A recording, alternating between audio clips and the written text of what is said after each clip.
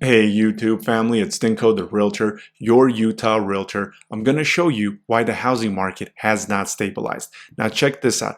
401k hardship withdrawals hit record high last year and rebuilding for retirement could be tough. So this is 2023 and I'm going to show you some new data. You know this is a no BS YouTube channel. You know I'm going to show you the data that nobody else does. Do me a favor, smash that like button, help me get this video in front of more people. Hit that subscribe button. It'll help you. It'll help me. You'll be notified when new videos drop and it'll help me with the algorithm here with YouTube. So do that. And of course, if you need a realtor in Utah, my contact information is down below in the description. I'm helping people buy and sell all the time and giving the data nobody else does. So look at that. 401k hardship withdrawals hit record highs. Well, is that indicating that everything in the economy is peachy and dandy? I don't think so. Now check this out right here. This is actually the article that relates to housing with 401k. Hardship withdrawals from 401 plans rocket nearly 40% as savers fight to save their homes. So right there, 40% is to save people's homes. So the article is stating that people are taking 401k hardship withdrawals, 40% of it is so that they don't get foreclosed on, so that they don't lose their home. This inflation has hit everybody. These skyrocketing prices have hit everybody on houses, on groceries, on cars, on everything out there. Now, check this out right here. With the drop in interest rates, you're hearing realtors and people out there saying, oh, buyers are going to flood the market. It's going to be bidding wars all over again. Well, let's take a look at this. So right here, and let me zoom this in a little bit so it's a little bit easier for you to read. Mortgage applications decrease in the latest Mortgage Bankers Association weekly survey. So this is August 21st of 2024 released. Now check this out right here.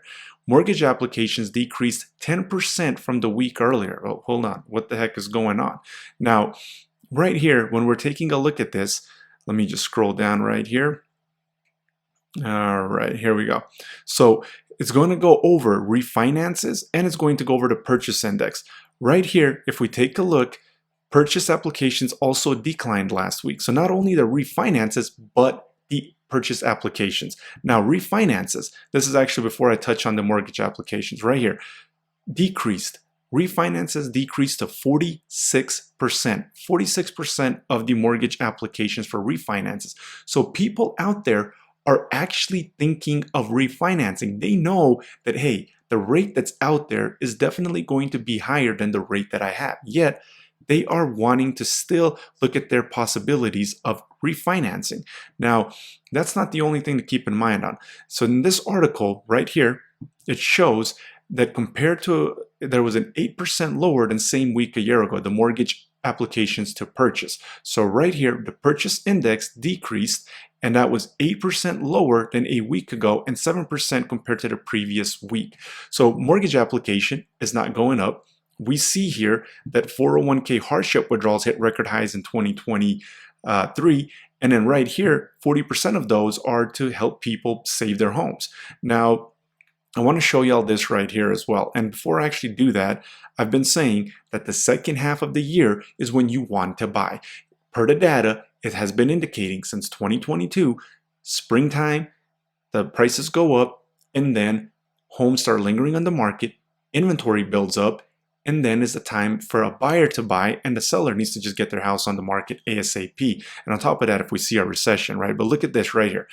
If we take a look at August in 2022, we had, let me pull that up, there we go. We had 9,760 available units. In 2023, we saw that dip, which was 9,000. However, in 2024, we're seeing 11,000 here in August, and we still have a week. So we still haven't even peaked for the August units. And I've been saying that the inventory buildup has been feeling more like 2022 than 2023. And remember, when those bidding wars were happening, we had inventory as low as 1,900 units. 1,900. You see that since the second half of 2022 going here into 2024, that is absolutely not the case. We right now have more inventory in August than we did in 2019. So that shortage is really not true. Now, if we take a look at when these markets peaked in 2022 in October, it was 10,400. Well, we're already higher than that. In October of 2023, it was 9,600. Well, we're already higher than that as well. We're at 11,000 and we still haven't peaked. Per the data, peaking is going to become with the inventory in October. So we still have about another 2 months before inventory peaks and then starts coming down as the winter months and holidays come around.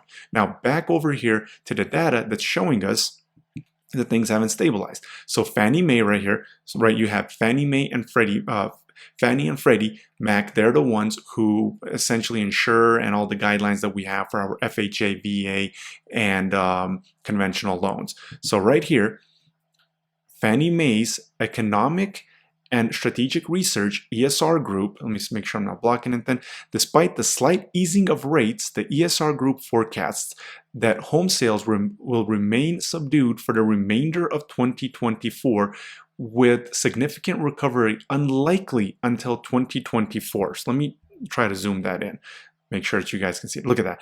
They're saying that recovery for the housing market is very unlikely until late 2025.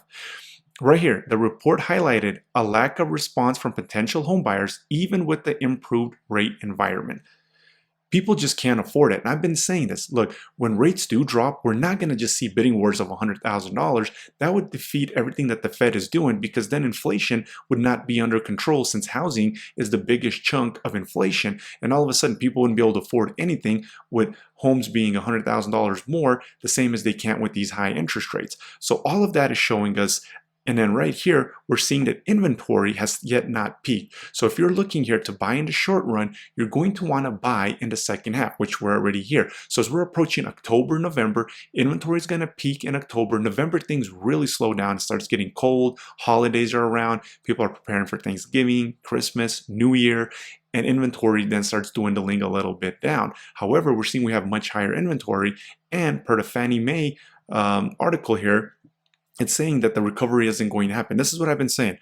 Nothing in the economy has stabilized. Nothing in the housing market has stabilized.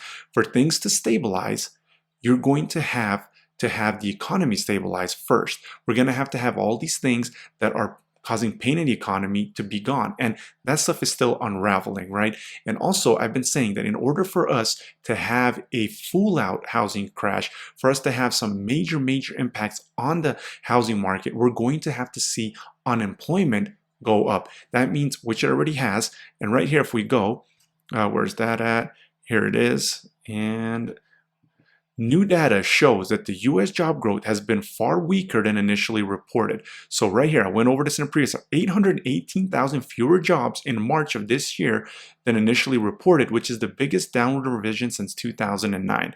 So we see here that the unemployment at 4.3% could potentially keep increasing, but we would have to have it spiral out of control a little bit and start hitting the 5s and the 6s if we're going to see major pain in the housing market, because as long as people have some kind of job, 401ks, government subsidies, they're going to be able to stay in those homes to some extent. And we're not going to have forced selling. We're not going to have foreclosures. And until we have that forced selling, you cannot have a full-out housing market crash. Now, that does not mean that prices cannot improve. That does not mean that prices cannot drop with an unemployment rate in the 4th percentile, because we've seen that in the second half of 2022.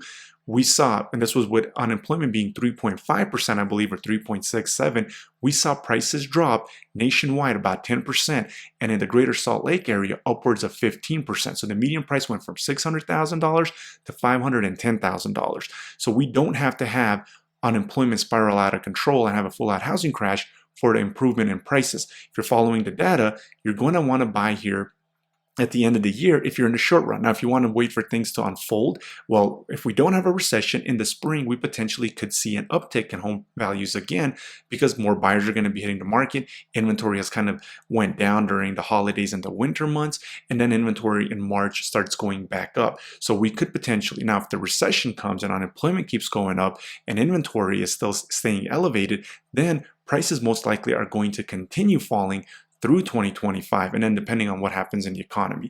Make sure you hit that subscribe button. It'll help you that way you're notified with new videos. It'll help me with this YouTube algorithm. Smash that like button. It'll help with the YouTube algorithm as well. If you need to get a hold of me, remember, Dinko the Realtor has your back anywhere in Utah. My contact information is down below in the description.